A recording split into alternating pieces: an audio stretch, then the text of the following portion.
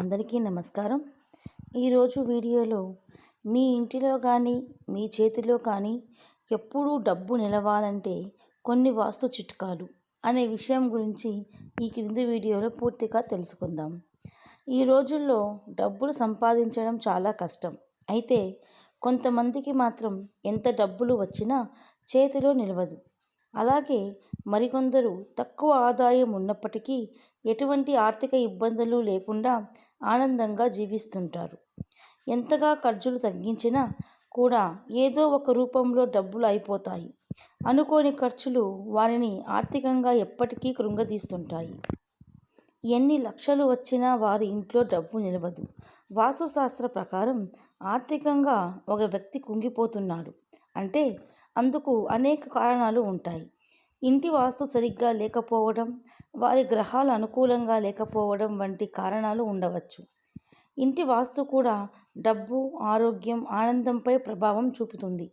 ఇంట్లో వాస్తు నియమాలు పాటిస్తే ఎల్లప్పుడూ సంపద, ఆరోగ్యంతో ప్రశాంతంగా ఉంటాం. వాస్తుశాస్త్ర ప్రకారం ఇంటికి ఉత్తరం వైపు అంటే కుబేరుడు ఉండే స్థానంలో ఎటువంటి చెత్త చెదారం వేయకుండా, దుమ్ము ధూళి లేకుండా శుభ్రంగా ఉంచుకోవాలి. ఇక్కడ నుండి వచ్చే శక్తి జీవిత స్థితిని నిర్ణయిస్తుంది. లేకపోతే పేదరికానికి గురవడంతో పాటు ఇంట్లో వాళ్ళు అనారోగ్యానికి బారిన పడతారు.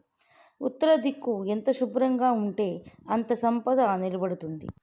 ఇంట్లో డబ్బుకు లోటు లేకుండా ఉండాలి అంటే తూర్పు వైపున ఈశాన్య దిశలో పూజ గది ఉంటే మంచిది. ఈశాన్య మూల పూజ గది ఆర్థిక ఇబ్బందులను తొలగించి లక్ష్మీదేవి అనుగ్రహానికి కారణమవుతుంది.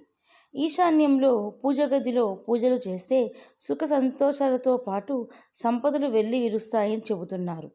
మీ ఇంట్లో ఉండే కుళాయి నుంచి నీళ్ళు లీక్ అవుతుంటే వెంటనే దానిని రిపేర్ చేయించాలి.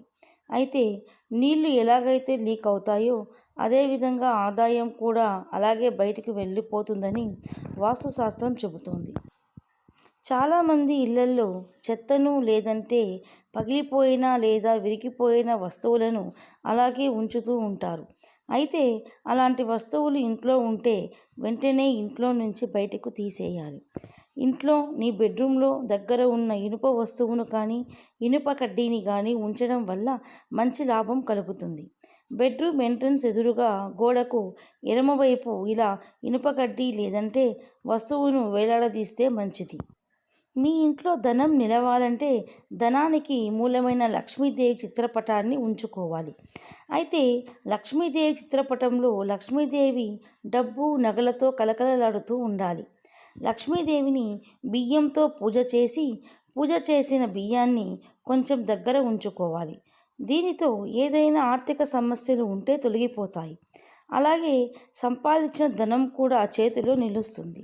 ప్రతి శుక్రవారం కొబ్బరికాయతో లక్ష్మీదేవికి పూజ చేసి ఆ కొబ్బరికాయను దగ్గర ఉంచుకోవాలి. ఇలా చేస్తే ఆర్థిక సమస్యలు దూరం అవుతాయి. ఇంట్లో తెల్లటి ఈశ్వరి మొక్కను నాటడం చాలా శుభప్రదంగా పరిగణించబడుతుంది. ఈ మొక్కలో గణేశుడు కొలువై ఉంటాడు. అంతేకాకుండా ఈ మొక్క శివునికి ఎంతో ప్రీతికరమైనది. దీన్ని ఇంట్లో నాటడం వల్ల ఆర్థిక స్థితి బలపడుతుంది. విష్ణువు అవతారంగా భావించే శాలిగ్రామాన్ని ఇంట్లో ఉంచుకోవడం చాలా శుభప్రదంగా భావిస్తారు. విశ్వాసాల ప్రకారం శాలిగ్రామాన్ని క్రమం తప్పకుండా పూజిస్తే ఇంట్లో వాస్తు దోషం ఉండదు. ఇలా చేయటం వల్ల మీ ఇంట్లో ఎప్పుడూ డబ్బులు నిలుస్తాయి. వాస్తు విశ్వాసాల ప్రకారం హరిద్ర మొక్క మూలంలో గణేశుడు ఉంటాడు.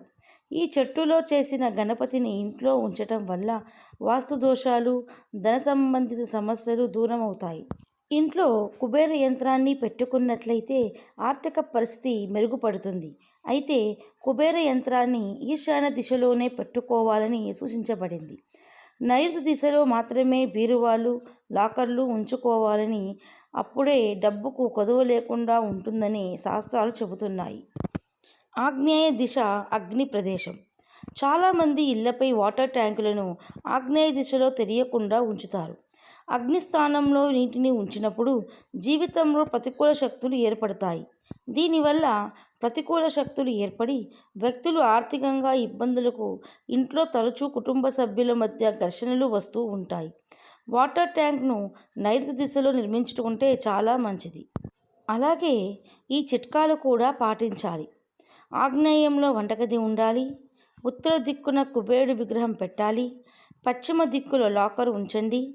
తూర్పు దిక్కున తులసి మొక్కలు నాటండి. అయితే పశ్చిమాన మొక్కలు లేకుండా చూడాలి.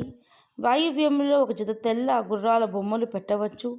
పడమర ఉత్తర దిక్కుల్లో బాత్రూమ్ ఉండకూడదు. ఈ వీడియో కనుక మీకు నచ్చినట్లయితే లైక్ చేయండి, షేర్ చేయండి. మరిన్ని మంచి వీడియోస్ కోసం మన ఛానల్ని సబ్స్క్రైబ్ చేసుకోండి. Thanks for watching.